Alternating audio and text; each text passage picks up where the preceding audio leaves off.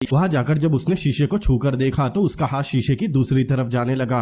वो समझ गई कि तितली कुछ दिखाना चाहती है, इसीलिए वो धीरे धीरे शीशे के अंदर जाने लगी। उस शीशे से जब वो दूसरी तरफ निकली तब वहां एक बहुत बड़ा कमरा था। एलिस उस कमरे में बहुत छोटी लग रही थी। फिर उसने रस्सी को पकड़ा और सीधा शतरंज के बोर्ड पर उतर गई। लेकिन तभी अचानक वहां के सारे मोहरे जिंदा हो गए और एक दूसरे से लड़ने लगे। एलिस उन सबको देखकर काफी ज्यादा घबरा गई और एक बड़े सिर वाले मोहरे से जा टकराई, जिससे वो मोहरा नीचे गिरकर टूट गया। ये देखकर बोट के सारे मोहरे उसकी मदद करने नीचे कूदने लगे। तभी अचानक उसके सामने वही नीली तितली आ गई, लेकिन इस बार उसका साइज एलिस के बराबर था। अब उस तितली ने एलिस को अपने साथ आने कहा। फिर एक बड़े दरवाजे के पास पहुंचकर एलिस को दरवाजा खोलने कहा। अब जैसे ही एलिस ने दरवाजा खोला वो सीधा वहां से नीचे गिरने लगी। तब पता चला वो आसमान में बना एक दरवाजा था। फिर एलिस बादलों को चीरते हुए सीधा एक पेड़ से जा टकराई और फूलों के एक बगीचे में जा गिरी। उसे ये दुनिया कुछ जानी पहचानी लग रही थी, क्योंकि बचपन में उसे अक्सर यहाँ के सपने आया करते थे। वो जैसे ही खड़ी हुई उसके आसपास बहुत सारे जानवर थे। तभी एक बोलने वाला खरगोश आया। उसने एलिस को गले लगा लिया।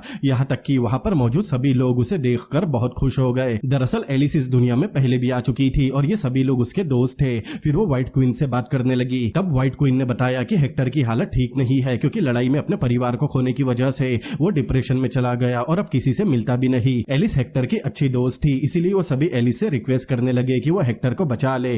एलिस ये सुनकर फौरन हेक्टर से मिलने उसके घर गई, लेकिन वो किसी से मिलना नहीं चाहता, इसीलिए दरवाजा नहीं खोलता।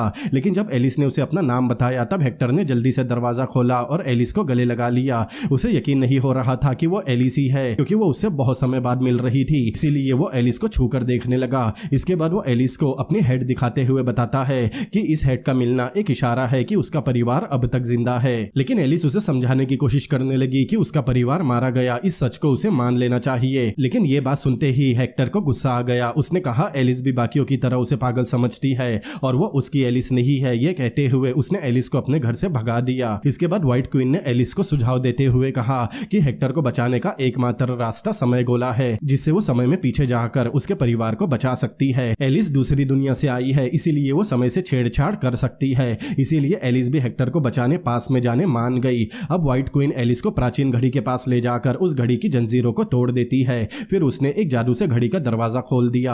अब एलिस समय गोला लाने उस दरवाजे के अंदर जाने लगी। वो जब अंदर गई तो वहां का नजारा काफी डरावना था। महल तक पहुंचने के लिए उसे गहरी खाई को पार करनी थी। तभी उसकी नजर सेकंड की सुई पर पड़ी जो उसकी ही तरफ आ रही थी। तब वो सही समय पर उसके ऊपर कूद कर उसे पकड़ लेती है। अब आगे मिनट की सुई थी। वो जल्दी से उसके ऊपर भी कूद गई और ऐसा करते हुए वो दौड़ते हुए महल के अंदर चली गई। लेकिन वो महल अंदर से पूरा खाली था। वो वहां जाकर किसी को पुकारती है, लेकिन वहां सुनने वाला कोई नहीं था। तभी वहां समय गुरु आ गया। एलिस उसे डर कर एक कोने में छुप गई।